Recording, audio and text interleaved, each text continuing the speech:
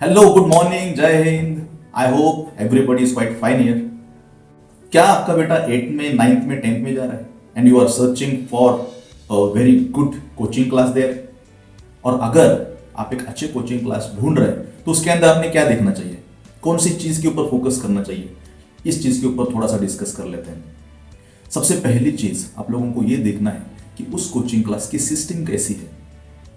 क्या वहां पे रेगुलर टेस्ट होते हैं? क्या सिर्फ प्रॉमिस किया जाता है और रेगुलर टेस्ट नहीं होते हैं? क्या ये होता है कि उसके अंदर टेस्ट लिए जाते हैं लेकिन पेपर चेक करके नहीं मिलते? क्या आपके बच्चों के प्रोग्रेस का एक्सेस उसके अंदर होता है? ये चीजें पक्का चेक करें। प्रॉपर सिस्टम, वीकली टेस्ट ये होते हैं क्या? क्योंकि ये चीजें बच्चों को रिवीजन करने के लिए बहुत काम में आते हैं और वो रिवीजन अगर नहीं करता है ना तो फिर उसका रिजल्ट अच्छा नहीं आता है। Second thing, teachers.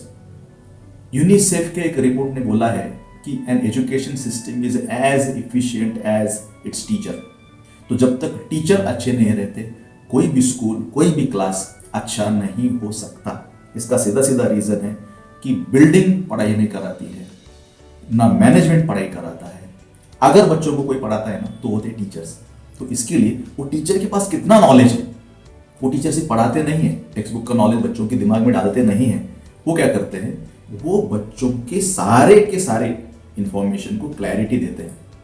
और वो क्या करते हैं, अपने इतने सालों का एक्सपीरियंस बच्चों के दिमाग के अंदर डालने का काम करते हैं।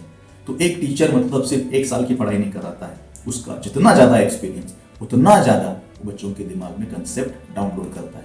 इसीलिए बहुत ज्यादा इंपॉर्टेंट है कि टीचर्स कैसे हैं। थर्ड इंपॉर्टेंट थिंग, वहां पे ये देखिए क्या वहां पे रेगुलर पेरेंट्स मीटिंग होते हैं। जो कोचिंग क्लास दिल पे हाथ रख के सही चीजें पढ़ाता है, कॉन्फिडेंस के साथ पढ़ाता है, वो पेरेंट्स मीटिंग से कभी डरता नहीं है। अगर आपके क्लास में पेरेंट्स मीटिंग को अवॉइड किया जा रहा है इसका मतलब ये है कि कहीं ना कहीं आपसे बचने की कोशिश की जा रही है। एक सही कोचिंग क्लास हमेशा पेरेंट्स मीटिंग को फेस करता है। रेगुलर पेरेंट्स मीटिंग होना जरूरी है। और साथ साथ में आपके साथ कम्युनिकेशन होता है क्या, बच्चों के कंसेप्ट क्लैरिटी होती है क्या, क्या उस क्लास में डिसिप्लिन है, which is very very important. Talent हमेशा पीछे रहता है अगर उसको डिसिप्लिन नहीं मिले।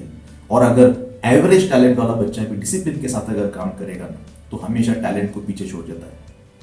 तो कुछ सिचुएशन में ऐसा हो जाता है कि डिसिप्लिन को कॉम्प्रोमाइज किया जाता है ताकि बच्चे नाराज ना हो, पेरेंट्स नाराज ना हो। और आप तो जानते हैं अगर कहीं पे स्ट्रिक्ट डिसिप्लिन में रखा जाए ना तो बच्चे घर पे आके ये नहीं बोलते कि वहां बहुत डिसिप्लिन है, मैं नहीं जाता। वो सीधा सीधा बोल देते हैं वहां का पढ़ाया हुआ मुझे समझ में नहीं आ रहा है। Then as a parent you don't have any answer. इसीलिए चेक करो एंड आस्क योर चाइल्ड कि वो ट्यूशन अगर नहीं जाना चाहता तो क्यों नहीं जाना चाहता। अगली बात एक और ध्यान में रखो कि अपने बच्चे को सेल्फ डिसीजन लेना चाहिए। उसको ये नहीं सोचना चाहिए कि मेरे फ्रेंड्स कहाँ जा रहे हैं। अगर उसके फ्रेंड्स जा रहे हैं तो क्यों जा रहे हैं। अगर आपका बच्चा उसी जगह पे जाना चाहता है वहां पे सारे फ्रेंड्स जा रहे हैं तो ask him a valid reason. Okay, भेड़ चाल में नहीं फंसना है। He should take his own decision. He should justify, he or she should justify कि इस क्लास में मुझे क्यों जाना है और वो आंसर लॉजिकल होना चाहिए। The class should be accountable. उन्होंने जो पढ़ाया वो सही है क्या, वो जिम्मेदारी लेते हैं क्या, वो बच्चे का फाउंडेशन पक्का करते हैं क्या, ये चीज के ऊपर भी आप सोच समझ के जाओ। आपका बच्चा 8th स्टैंडर्ड में, 9th स्टैंडर्ड में कोई ना कोई कोचिंग क्लास में पक्का पढ़ता होगा। तो आप पूरे साल भर का रिवाइज करके देखिए कि उस कोचिंग क्लास में अच्छा उसके साथ बर्ताव हुआ क्या, उस क्लास में जाने के बाद उसका रिजल्ट बढ़ा क्या। रिजल्ट से ज़्यादा इंपॉर्टेंट ये है कि उस क्लास में जाने के बाद वो घर पे आके क्या डिस्कस करता था। क्या वो ये डिस्कस करता था कि आज क्लास में ऐसा हुआ, क्लास में वैसा हुआ, इसका झगड़ा उसका झगड़ा, कि वो ये डिस्कस करता था कि सर ने हमको ये बोला, सर ने हमको वो बोला। यू शुड रिमेंबर, आज के घड़ी में जिसको हम जेन जी बोलते हैं, उन लोगों को हमको अगर सही चीज़ें पढ़ाना है ना तो टीचर को एम्पावर होना बहुत ज़रूरी है।